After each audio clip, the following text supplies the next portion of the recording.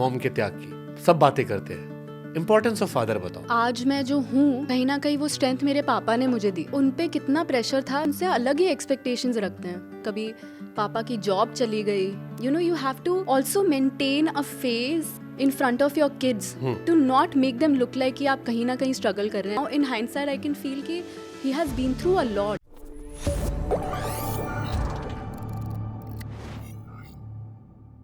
माँ की ममता के बहुत सारे किस्से कहानियां सबने लिखे, शायरों ने, सब बातें करते हैं मॉम के त्याग की। इम्पोर्टेंस ऑफ फादर बताओ, क्योंकि आपने कहा आप उन्हें खुद पसंद नहीं करते थे एक टाइम पे, या ओपन नहीं थे, और ऐसे बहुत सारे लोग से कहा, बट जब आप बड़े होते आपको रियलाइज होता है और फादर के बारे में इतनी बातें नहीं होती हैं। बिल्कुल। क्या रोल होता है फादर का? बहुत इम्पोर्टेंट रोल है मेरा मतलब आज मैं जो हूँ कहीं ना कहीं वो स्ट्रेंथ मेरे पापा ने मुझे दी। ग्रोइंग अप आई फील कि उन पे कितना प्रेशर था, क्योंकि हम ना अपने पेरेंट्स को, चाहे वो मम्मा हो या पापा हो, उनको एक पेडेस्टल पे बिठा के उनसे अलग ही एक्सपेक्टेशंस रखते हैं। पापा से ये एक्सपेक्टेशंस होती हैं कि वो घर संभालें, एंड वो एक्सपेक्टेशंस भी they are putting some sort of a pressure on a man, you know. And I could see, like, growing up we had to face a lot of challenges. My mother,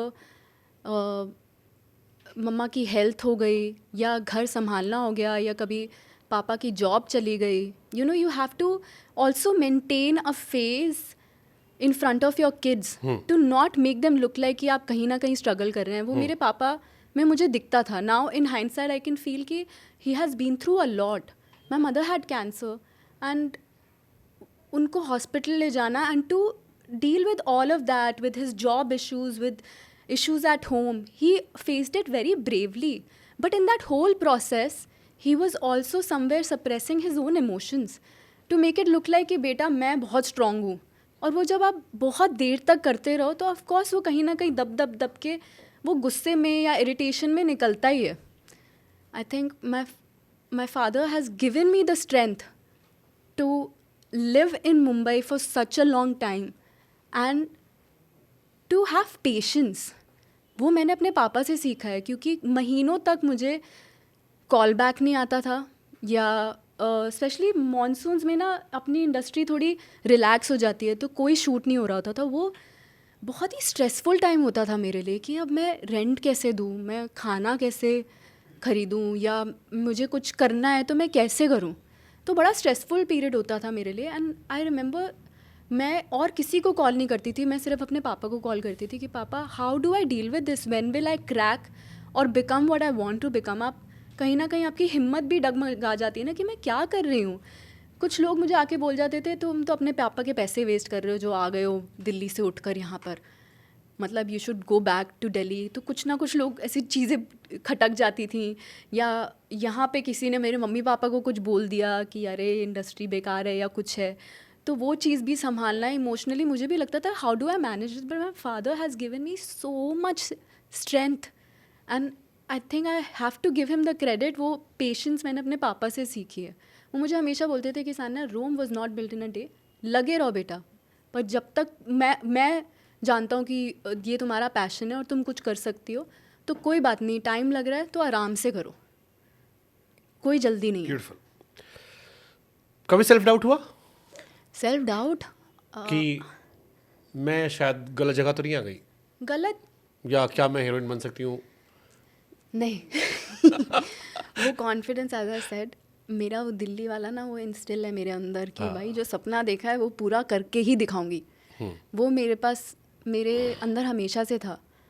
पर self कभी हुआ, मतलब जैसे कई बार होता है ना, जैसे कोई काम रहा है, कोई शूट भी कर रहे हो, या नहीं मिला प्रोजेक्ट, या प्रोजेक्ट मिल भी गया उसमें बार बार टोक रहा है कोई कि यार नहीं हो पा रहा तुमसे, तो कभी लगा कि यार? ऐसा कभी हुआ ही नहीं है। कभी नहीं हुआ सेल्फ डाउट?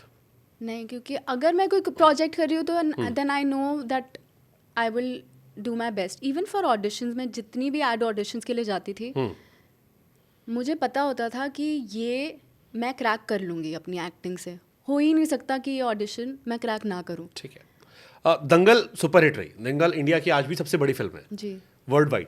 2000 करोड़ कमाए, अभी तक किसी फिल्म ने इसका रिकॉर्ड तोड़ा नहीं है। हाँ, पुष्पा आसपास पहुंची है, बाहुबली या बाकी जितनी फिल्में वो आसपास पहुंची है, किसी ने तोड़ा नहीं है। ओह, दंगल का एक तो हो गया सक्सेस, तो एंजॉय कर लिया आपने, बट उसका बाकी इम्पैक्ट क्या रहा, एक्सपेक्टेशन से बाकी उसका नेगेटिव इम्पैक्ट क्या रहा? Negative impact. हाँ, पॉजिटिव तो दुनिया देख रही है कि अब रोल मिलने लगे होंगे, बट उसका प्रेशर क्या आया दंगल करने के बाद, क्या प्रेशर रहा? बाल नहीं बढ़ रहे थे बहुत समय तक और मेरे बाल हैं कर्ली, आज तो मैंने सीधे कर रखे हैं, पर वो कर्ली बाल ना बढ़ते नहीं हैं, वो स्प्रिंग अप होते रहते हैं। और एक अपनी इंडस्ट्री में वो भी है ना कि एक्ट्रेस लगे तो ऐसे लगे। अब मैं बैठी हुई हूँ, मेरे वेट को कर रही कंगना का हूँ, मीम याद आ गया। क्या इतना खराब हो गया मेरा लाइफ। वही हालत थी, इतना लाइफ खराब हो गया मेरा, इतना लाइफ। मैं सब कुछ कर लिया, मैं उल्टी लेट गई, उसमें मैंने चंपी कर ली, मैं 5 मिनट हेड स्टैंड कर लिया, कि लोग बताते भी थे ये दवाई खा लो, बायोटिन सप्लीमेंट्स खा लो, आप ये तेल लगा लो, आपके बाल लंबे हो जाएंगे। मैं negative impact was only this, कि मेरे बाल उगने में इतना समय लगा मुझे, ताकि मुझे कोई और मूवी के लिए कुछ कोई और लुक भी हो सके and people can see me in a different. या क्योंकि फिल्म रिलीज़ हुई उसके एक दिन बाद मुझे रितेश बत्रा जी का कॉल आया फोटोग्राफ मूवी के लिए, जो मैंने नवाजुद्दीन सिद्दीकी के साथ की। उनका बस यही था कहना कि तुम बाल उगा लो।